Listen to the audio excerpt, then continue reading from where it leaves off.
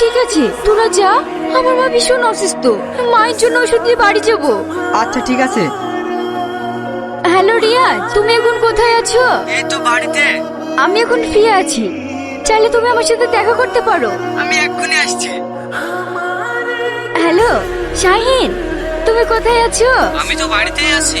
রিয়াজ আসছে, তুমিও এসো, আমরা সবাই মিলে আড্ডা দেবো। আচ্ছা ঠিক আছে, আসছি।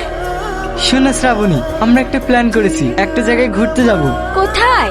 শহরের বাইরে নদীর ধারে সুন্দর এক জায়গা, ওখানে কেউ থাকবে না, থাকবো তুমি আর আমি। অত দূর আমি যাব না। কেন?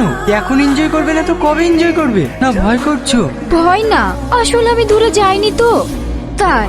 আরে যাবো না বললে হয়, আমরা সবাই যাব। এটাই শ্রাবণী সেরা দিন হতে পারে, বলিস ভাই? আচ্ছা ঠিক আছে, তাই চলো। আজ তাহলে উঠি, নাহলে মা আবার চিন্তা করবে। বাই।